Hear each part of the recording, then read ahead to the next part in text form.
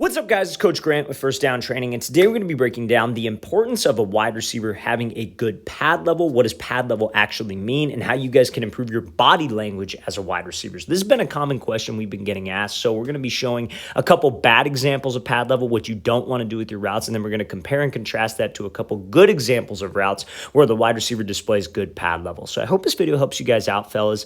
Also, if you're a wide receiver and you need to get faster, you want to get more explosive, you want to improve your overall power, balance, explosiveness this offseason, check out that very first link in the description below for our 12-week wide receiver gym workout plan. So we give you over 300 wide receiver gym workouts that you guys can do in 3 months' time. So every single day is broken down into a specific split with sets, reps, and examples of each exercise for 3 months. So if you guys want some more information on this, check out that very first link in the description below. Let's get started with this video. So first things first here, this wide receiver is going to be running a post route. Now we know this is going to be off man coverage, inside shade. So whenever I have this type of coverage, and it's man coverage, number one, where's that DB supposed to be looking at? In any type of man, whether it's press man, off man, he is supposed to be watching your hips. So that ties into your pad level. So by pad level, I mean like literally how high your pad is, right? What level are your pads on? Are you going to be raising straight up in the air? Is your pad level going to be high?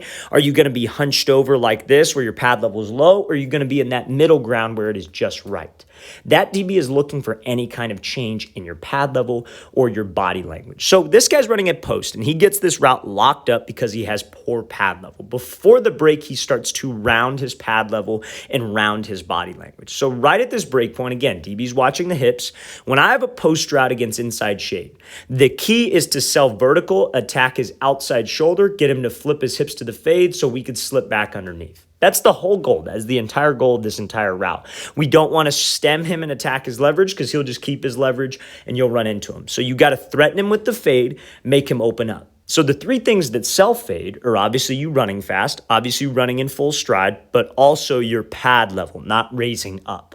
So what this wide receiver does is right before the break point, he starts to round his pad level. His hips and his shoulders start to turn to the side of the break before his leg gets down to make that cut. Now, when you start to round like this, you're telling the DB where you are going. You're giving him an indicator, as I like to call it, of where you're going to be breaking and how you're going to be running the route. Now, there are times, fellas, where you've probably heard it before where it's like a 10-yard out and you're like breaking at 8 and rounding up to 10. That's not what I'm talking about. That's a different scenario.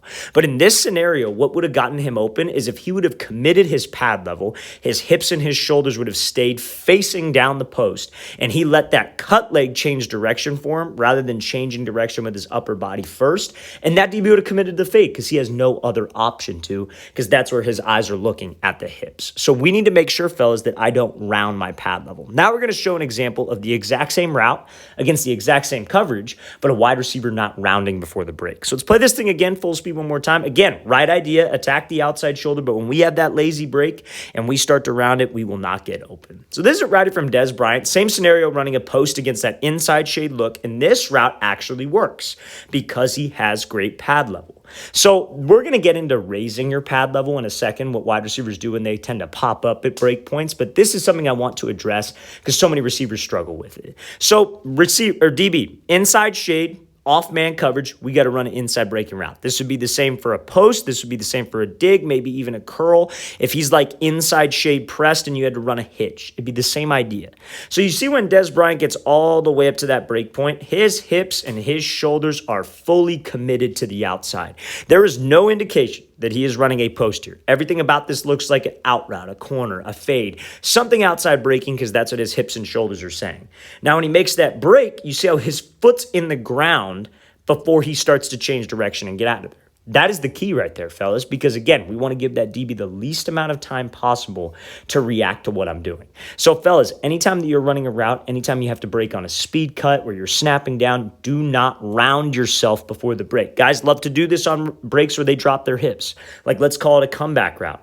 Guys will run up and then at like 13 yards before the 15-yard break, they start to turn their hips and their shoulders and they get out of the break in 3 steps. It looks clean, but that DB's all over you because you gave away your route.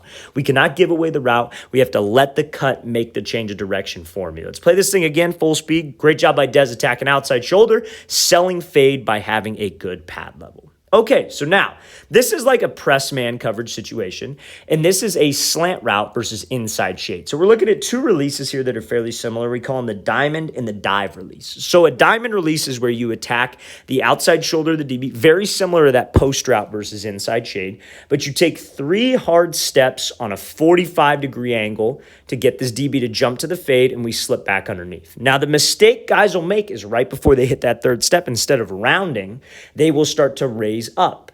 And that has to do with a little bit of your reach on the cut. So let's play this thing full speed. So this wide receiver bursts outside, but because he reaches for the cut, it is very slow, and there is an indicator with his pad level. You see how he has a good pad level here, coming off the line. He takes these 3 steps, 1, 2, but then he reaches. And you see how his pad level starts to raise. His arms start to raise up in the air because he reached. If he would have kept that cut inside of his frame, maybe gained a little bit more ground, that DB is not going to expect a break. But as soon as you start to reach out for a cut and your pad level starts to raise up, and this isn't even that bad in terms of the pad level. This is probably not the worst example of it, but I'll see receivers who will do this and their chest will be straight up in the air.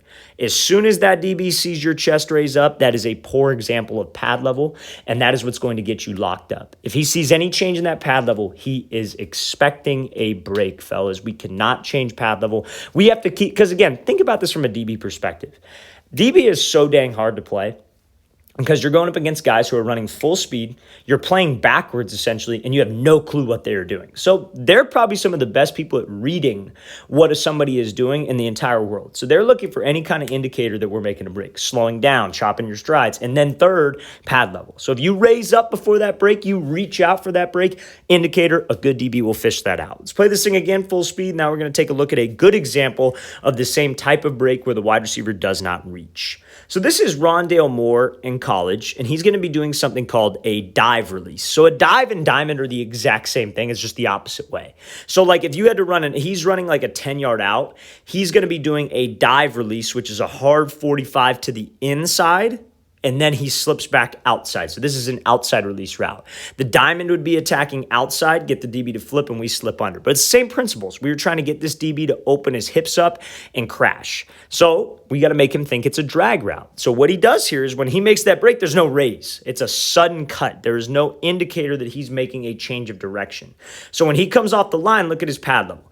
Good pad level. Hips and shoulders stay here. He takes 1, 2, 3. And when he makes that third cut, inside of his frame. He's not reaching for it. He's not raising up. He's keeping this same balanced position off the line all the way to the break point. That is when you don't give that DB an indicator. You never want to be high with your routes. You never want to run high. You always want to stay in that explosive spot, let the cut change direction for you so we could drive and push back out vertical. That is textbook right there from Rondale Moore. Let's watch the thing again, full speed one more time. Great job hitting that dive release, getting the DB to open his hips simply because we didn't give an indicator, we didn't slow down, and my pad level was correct.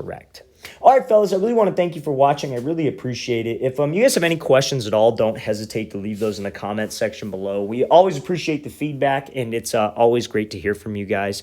And again, fellas, if you'd like a 3-month daily wide receiver gym workout split with over 300 wide receiver exercises that you guys can do in the gym for speed, explosiveness, balance, leg stability, the works, check out that very first link in the description below. I'll see you guys next time.